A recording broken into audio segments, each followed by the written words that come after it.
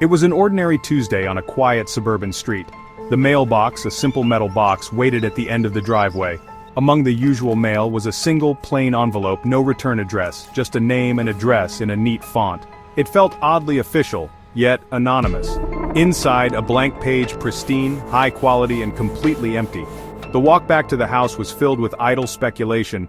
Who sent this? Why? The world outside remained unchanged, but inside, everything was about to shift. One envelope, one blank page about to unlock a nightmare. The kitchen table became the stage for this mystery.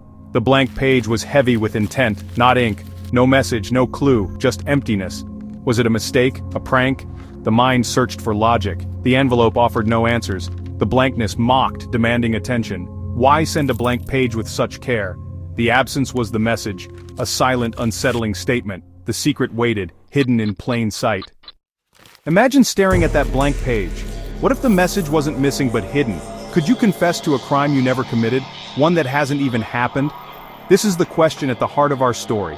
The blank page is not an end, but a beginning. A descent into a personal nightmare. The sender knows something no one should. The line between innocence and guilt is about to blur. The blank page lingered on the counter, impossible to ignore. Most would toss it, but curiosity took hold. Theories abounded. Prank, art, marketing, but none fit. The chill it provoked was persistent. Then, a memory invisible ink, like in spy stories. It sounded far-fetched, but it explained everything. The need to know became an obsession. The search for answers began. Invisible ink absurd yet possible. Failed tricks led to frustration, but the feeling persisted. Online research revealed the answer: ultraviolet light. A black light was bought, the house darkened for the test. At first, nothing then. Faint blue lines appeared. Words and sentences bloomed under the purple glow. The message had been there all along, waiting for the right light. The thrill of discovery vanished, replaced by dread. The words were real, and they were meant for me. The nightmare was only beginning.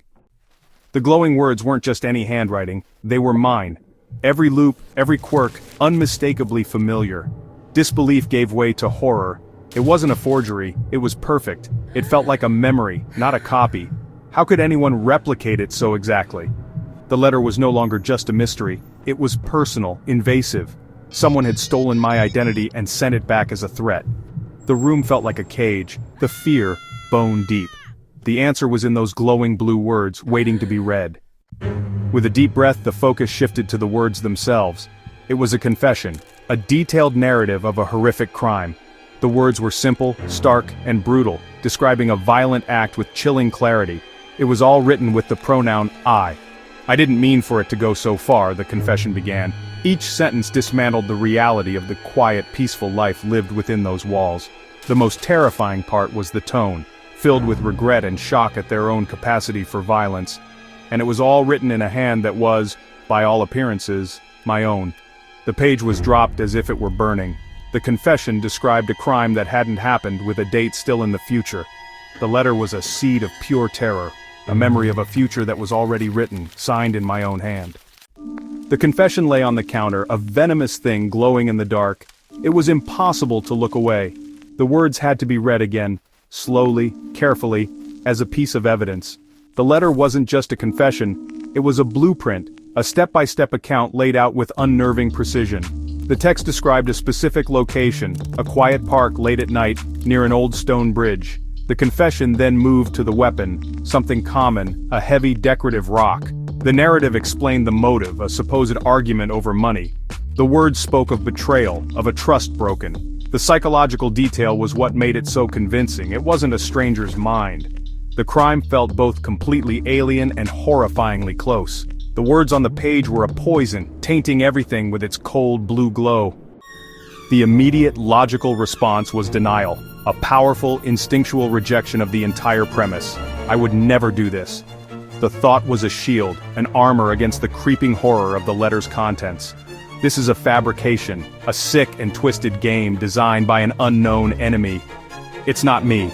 It can't be me. The mind clung to this certainty like a drowning person to a piece of driftwood. The person described in that letter, the one filled with such rage and regret, was a monster. And I am not a monster. The separation was absolute, a chasm between the self I knew and the perpetrator on the page. But the seed of doubt, once planted, is a resilient and insidious thing. It began as a tiny, almost imperceptible whisper. The handwriting. How could they have gotten the handwriting so perfect? It wasn't just a good copy. It felt authentic to its core. And as the mind raced, trying to find flaws, it started to turn inward. The confession spoke of a sudden, uncontrollable anger. Have I ever been that angry?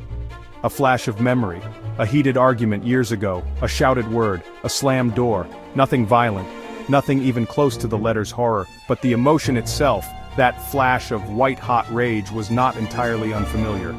The shield of denial began to show cracks. The mind, against its will, started to play a dangerous game of what if. What if I have a side to myself I don't know about? What if there are gaps in my memory, moments lost to stress or fatigue? The questions were absurd, the stuff of psychological thrillers, not real life, yet the letter made them feel terrifyingly plausible. It was a document that existed, a physical object in the real world. Its existence demanded an explanation, and when all logical explanations failed, the mind began to explore the illogical, the impossible, the terrifying. This was the true genius of the letter's cruelty. It didn't just accuse, it forced self-incrimination. It made the recipient the primary investigator of their own soul, searching for any evidence, any memory, any dark impulse that might align with the confession. The search was agonizing. Every past mistake, every moment of weakness, every dark thought ever entertained was dredged up and examined under a new, terrifying light. Was there a monster lurking inside all along, waiting for the right moment to emerge?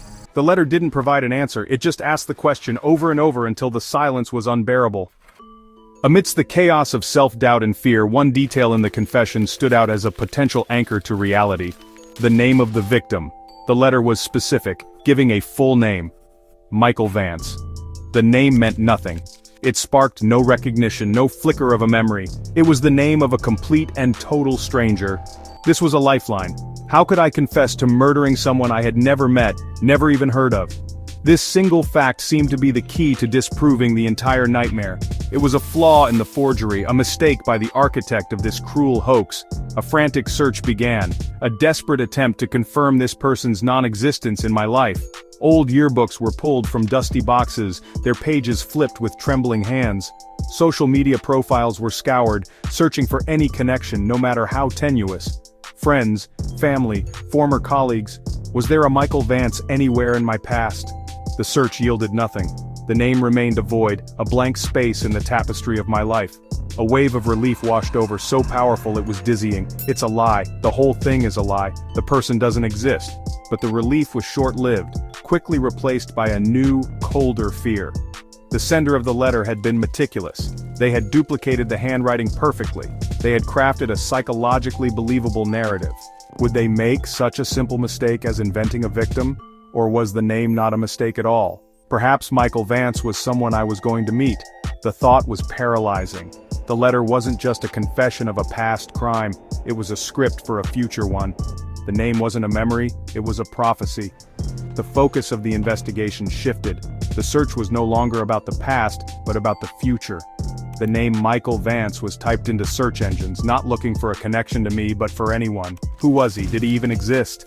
The results began to populate the screen. There were dozens of Michael Vances in the world, but one profile stood out, a man who lived in a nearby city. A man whose public photos showed him frequently visiting the very park mentioned in the letter. The anchor to reality had just become an anchor to the nightmare, pulling me deeper into the cold, dark water. Discovering a real Michael Vance shattered the last vestiges of comfort. The denial was now rubble. In its place, a gnawing dread settled in. Sleep offered no escape. Every mundane object became a potential threat. Every glance in the mirror was a confrontation with a potential killer. Are you capable of this? Go to the police? The thought was terrifying. It sounded like the ravings of a lunatic. They would dismiss it as a prank, or worse, believe it. The letter was a perfect trap. To report it felt like stepping into a cage. The sense of isolation was absolute. The dread was a physical presence. The slow murder of my own sanity. It was the small details that were the most corrosive, the little things that burrowed into the brain and refused to leave. The specificity of the crime was its most powerful weapon. If the letter had been vague, it could have been dismissed more easily. But the details gave it the ring of truth, or at least the ring of a meticulously planned event. The time 11:42 p.m. Why not midnight? Why not 11:30? The specificity felt deliberate, like a detail that would be remembered after a traumatic event. It played on a loop in the mind, a countdown to a moment of horror. The confession mentioned a broken street lamp near the stone bridge, casting the area into a deeper, more menacing darkness. A simple detail, but one that could be verified. A late-night drive past the park, heart pounding with every beat, confirmed it. There, near the old stone bridge, was a single street lamp, its light flickering weakly, just as the letter had implied. Seeing it in person was a visceral shock. It transformed the words on the page from a story into a map that led directly to the scene of the crime. The world was conforming to the letter's narrative, or perhaps the letter had simply captured the world's existing state with terrifying accuracy. The psychological details were just as haunting. The confession spoke of the scent of rain on dry pavement, petrichor, just before the argument began. It mentioned the victim, Michael Vance, nervously jingling keys in his pocket, a sound that became unbearable.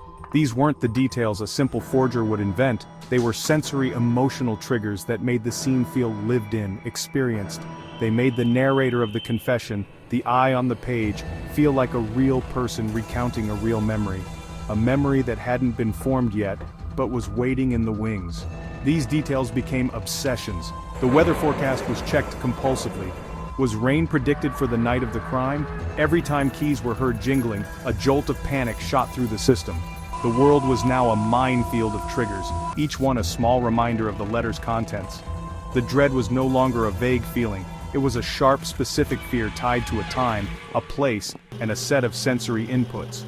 The letter had provided all the pieces of the puzzle, and now, all that was left to do was watch in horror as they began to click into place, one by one. The paralysis of fear had to be replaced by action. The first step, find the source. Who sent the letter? Finding the sender was the only way to unravel this. The investigation began with the envelope. The postmark was the first point of focus. It identified the city of origin, a city about 300 miles away. The examination yielded nothing. The sender had been careful, methodical, leaving nothing to chance. The lack of clues was a dead end, but also a revelation. This wasn't the work of an amateur. The enemy was not just cruel, they were smart. With the physical evidence gone, the investigation pivoted to the digital world. The only clue was the name, Michael Vance, whose social media placed him in the park. The search became a deep dive into this stranger's life. He seemed normal, with friends, a job, and hobbies. There was nothing to suggest he was involved in anything sinister. The real search was for a connection between my life and his. The hope was to find a single connecting thread, but there was nothing. Digitally, we were complete strangers. This discovery was chilling. The choice was random. The sender wasn't a ghost, they were moving pieces on a board we didn't know we were on. When your own investigation hits a wall, you look for others. You look for patterns. Was this a singular event, a bespoke nightmare crafted just for me? Or was it part of something bigger? The search terms were grim, typed into the search bar with a sense of dread.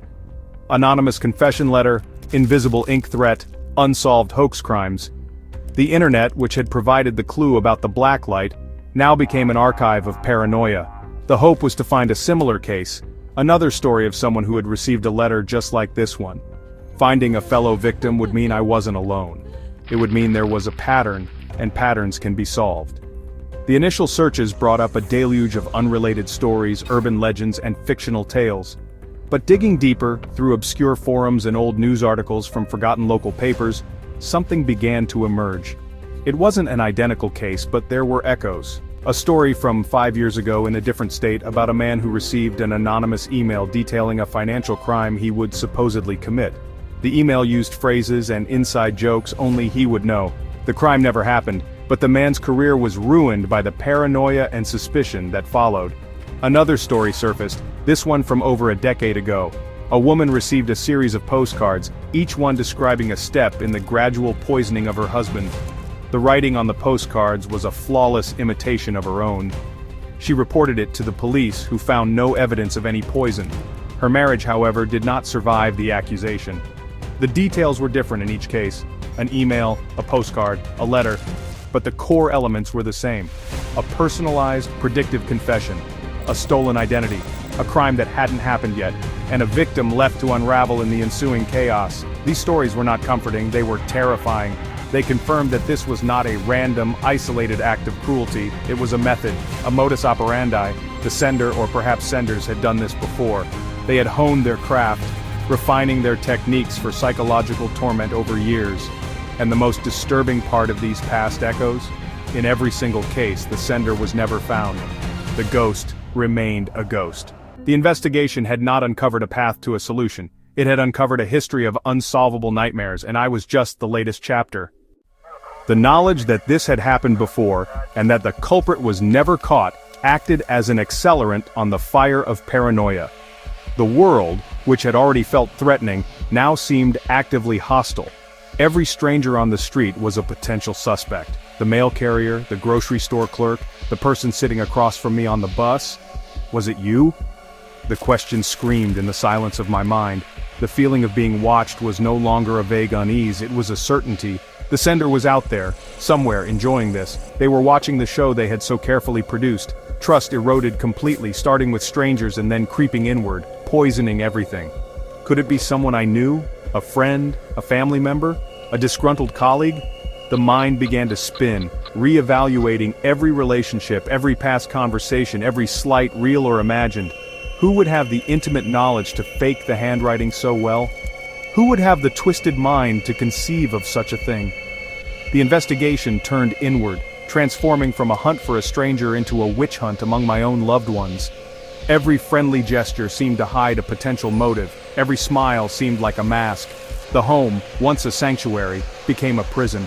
The windows were kept shuttered, the doors always locked and double-checked. The phone ringing would send a jolt of panic through the system. Was it them?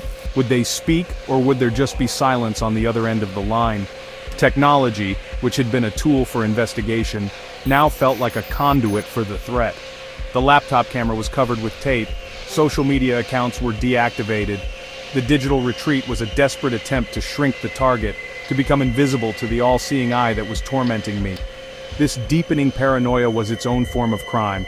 It was the slow, methodical dismantling of a person's ability to function in the world. It isolated, it terrified, and it exhausted. The letter's confession spoke of a single violent act in the future, but a crime was already being committed day by day, hour by hour. It was the crime of psychological warfare, an assault that left no physical marks but inflicted deep and lasting wounds on the soul. The sender didn't need to commit the murder they described, they were already succeeding in destroying a life. The constant stress, the lack of sleep, the unending paranoia, it all began to take a heavy toll. Reality itself started to feel, thin, fragile, and just totally unreliable.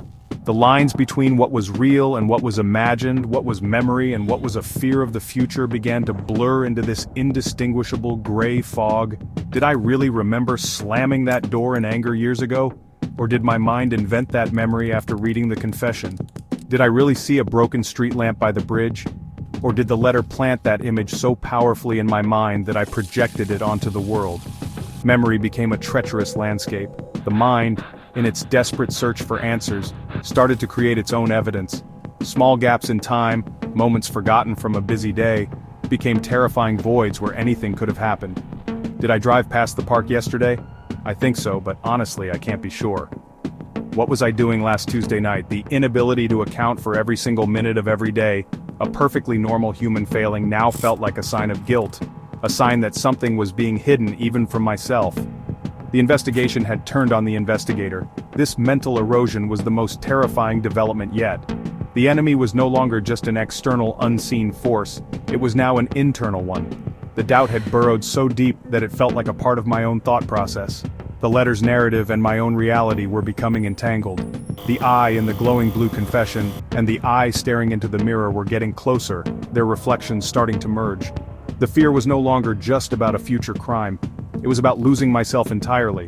My identity dissolving into the fiction the sender had created for me. The investigation had failed.